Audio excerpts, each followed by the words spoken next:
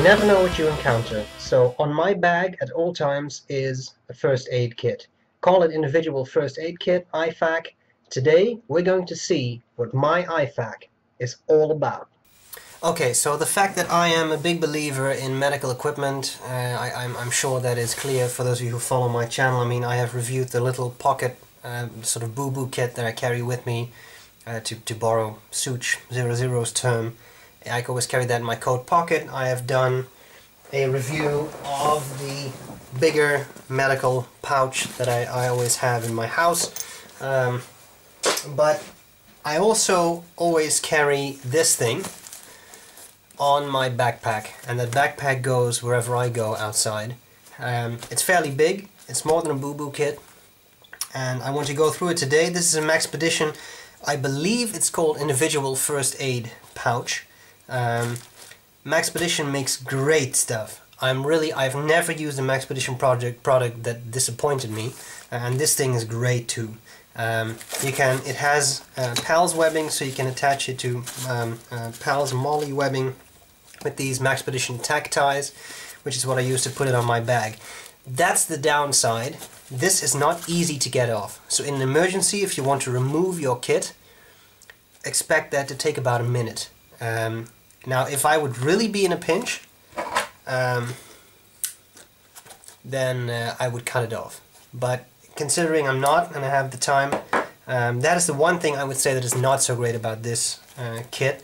Maxpedition also makes a pouch that actually has a tearaway Velcro, but the problem with that kit is that it's much more expensive than this one. So I picked this one. Okay, I'm going to go through the contents. And as for those, maybe there are people who say, well, do you really need to carry so much first aid equipment every day? I mean, it weighs quite a bit.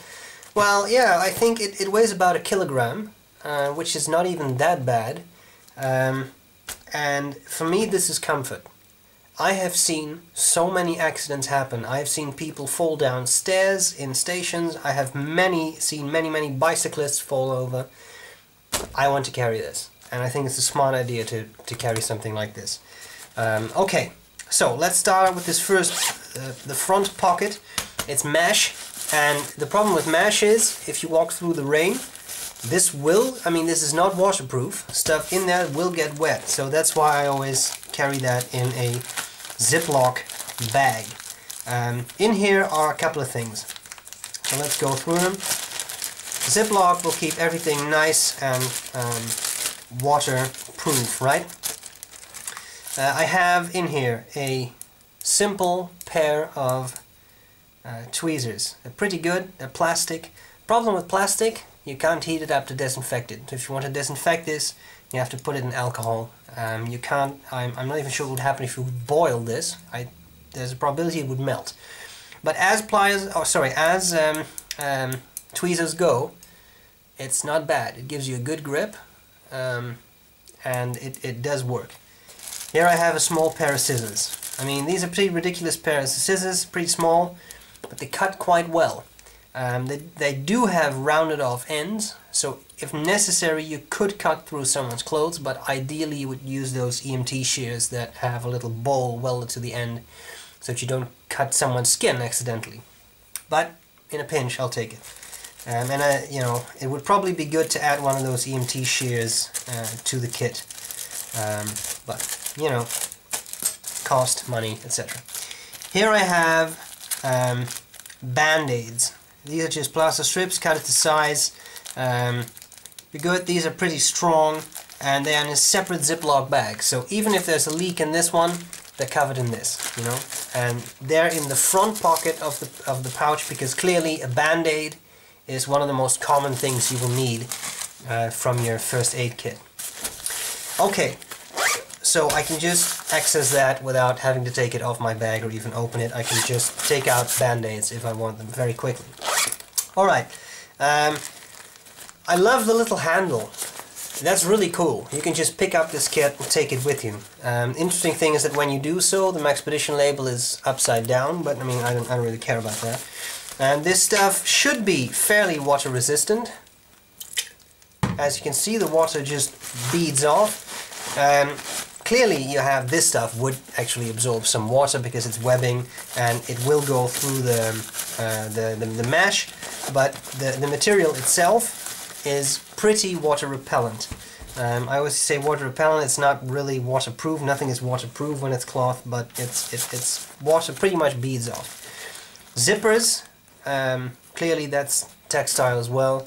You can get some stuff in there, but I have walked through this thing, with this thing, through the rain a lot. I live in the Netherlands, so a lot of rain, but I've never had any issues with it getting too wet or something. Okay, open up the pouch. Here we got the stuff. Alright, this is the basic kit, that everything I have in here. Note the organization. I love that about this pouch. Nothing is rolling around, nothing is falling out. You're immediately organized, and that's one of the cool things about Maxpedition. Okay, let's start in the middle. Here I have some antiseptic cream. I won't take it out of the Ziploc pouch if you don't mind. It will just give you some relief. It's somewhat soothing, and of course it's antiseptic, so it will keep a wound clean. I keep it in a Ziploc bag so it doesn't actually accidentally get punctured. It is a metal tube, you see. Okay, let's start on this side.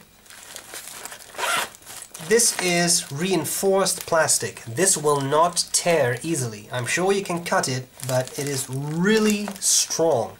Maxpedition does a great job in making stuff really reliable. I'm not actually trying to advertise the brand, but I mean I really love it because it is extremely rugged, robust, strong, great stuff. Okay, here we have medical tape. Just some, you know, microporous tape, useful putting together bandages, etc. And you see it's in a Ziploc bag. If something happens, then, you know, water comes in, still pretty much protected. Here we have paracetamol. This is just an analgesic, painkiller. I have taken it out of the little containers. It comes in the little boxes, you know, with the strips. It says what it is. It says how much it is, 500 milligrams, and it says what you can do. So 1 to 2 tablets per time, maximum of 6 in 24 hours, and these are good until February 2014, which means I have to replace them. Now, they will not immediately stop working in February, but they do need replacement. Little tube, useful, crush-proof, relatively, and, you know, will keep your pills safe. These pill containers I got from a Chinese wholesale called New Frog. This is Trachetal. That's just stuff for your throat. You can take, it says 1 + 1, and then it says 8 max. I don't understand why it says 1 + 1. So when you do take the instructions out, I know that I think you take these about every 4 hours or something. I have used this stuff. It just gives relief from throat pain. And I think these containers are pretty nifty. Just small containers to keep your stuff pretty much airtight, and also waterproof because of the rubber O-ring. Here I have another one. This is loperamide, whatever you like to call it. This is an anti-diarrhea drug. 2 milligrams, and this one, if I remember correctly, you take every hour, every time you have a bowel movement and it's not solved. But I have to be more careful. So this is a reminder for me to put in more clear instructions on how to use the drugs. You always think you'll remember that kind of stuff, but typically you don't. Okay, here we have safety pins. Safety pins, 1001 uses. And these are bigger ones, smaller ones, put together bandages, triangular bandages, all kinds of stuff, and even clothes. You know, your clothes tear, put them together. Got a roll of bandage. Bandage is always good. It has closures, metal closures with them, but you can also use the tape. But why use something you have to throw out if you can use the metal things that you can reuse? Okay, then here we have a couple of items. Here we have 2 wound closure strips. Always good when you have a wound, you don't have any sutures, you can hold them together. We have alcohol prep pads. good for cleaning wounds and also in emergencies start a fire, but in this case clearly cleaning wounds. Here we have wound pads. This 5x5, so it's about 2 by 2 inches. These things are great for putting on a wound and then putting a bandage around it. And as you can see, they are packaged in a sterile fashion. Clearly necessary when covering a wound. This is the same type of stuff, but this is 7.5 by 7.5. And I'm not sure what inch. That's about 3 by 3 inches, I guess. So I carry quite a bunch of these, but this is very important. You use this when you make a bandage, but also stuff is just great, cleaning wounds, etc. So 5 of those and 5 of the smaller ones. You can't have too many of those. Here we have some gloves. These are vinyl, so not latex. Some people are allergic to latex. It's always good. This is 1 pair. 2 pairs is better, because then you can give a pair to someone who's assisting you in taking care of wounded persons. I think, yeah, that's it for this pouch. And don't get me wrong here, I'm not a walking hospital. I don't carry stuff, you know, specific things that I could also add. I know that I could add stuff to this, but, you know. These things are quite nice, right, with the little hooks for closing bandages. In a way, if you don't want to use tape, or you know you don't have tape, this stuff is pretty good. And as I said, it can be reused. Okay, here we have a bigger zippered pocket. Let's see what's in here. I love this mesh stuff. It's very good. Keeps stuff organized. 7.5 by 5 meters. Twice bandage. You cannot have too much bandage. It's that simple. So I got that in addition to this one, which is the crepe, not crap, but I mean the crepe, whatever you like to pronounce that, crepe bandage. This is more crepe bandage, a lot of crap in here. This looks pretty banged up. This is in need of replacement. This is actually these are 5x5 sterile gauzes, but as you can see, the packaging has torn completely. So I'll have to replace this. This is no longer sterile, especially the ones that are in the in this compartment. You could probably still use this for simple tasks, but for cleaning wounds and stuff where there's risk of infection, not a smart idea. On the other hand, if someone's artery is ruptured and you need to stop bleeding, you're going to put on everything you can put on to stop the bleeding, and then I wouldn't worry too much about infection. First stop the bleeding so that someone doesn't die, then you can always take care of infections later. So for that purpose this might still work, but I have to, yeah, has to be replaced. Here we have a Life Shield resuscitator. If you want to do CPR and give mouth to mouth, then that is great and very noble.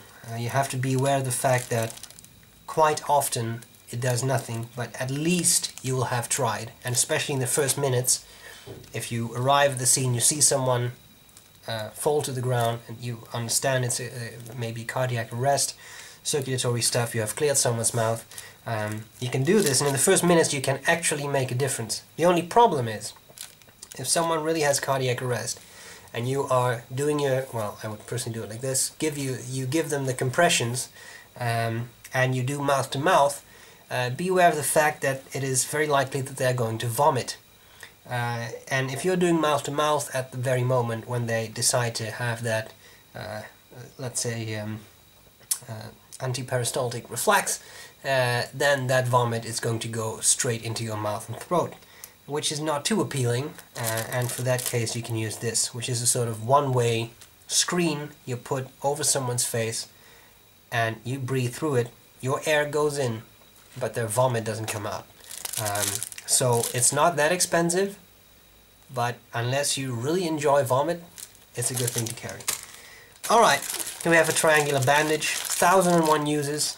Use it for support of the elbow or the arm. That's clearly the main thing people think of. You can roll it up too, turn it into a bandage. You can roll it up, turn it into a tourniquet. That's a very simple thing. If you have someone who indeed has a ruptured artery, you can make a tourniquet. I don't carry an actual tourniquet in here. I may add one, but what you can do, roll this up, put it around someone's wound. Imagine there is blood squirting out here because an artery, well, okay, it's more logical if there's an artery here. It was torn, blood is squirting out, you don't know what to do. Turn this into a strip, put it around the arm a few times above the wound, take something like this, wrap it around there, put a knot there, and keep turning it. That is going to pretty much shut down the artery because of the pressure. You cannot leave that on for very long because you are disrupting the blood flow to the extremities, so you may get cyanosis, so your fingers and your hands may turn blue, and you can do permanent damage. So don't take my advice for this. I'm not a medical professional. All I'm saying is that is something that could stop the bleeding, and then you can do something else in an absolute emergency when there is no medical attention underway or possible. But be aware of the risks, okay? You've received fair warning. I must be stern here. Alright. But, as I said, 1001 uses, stop bleeding, etc. Finally, I have this. These are just a couple of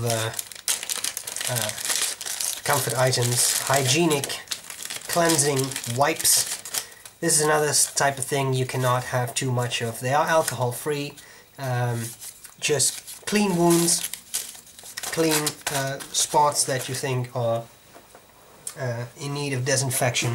These are alcohol-free. That's good. Some people react, their skin reacts a bit to alcohol. So, pretty nice.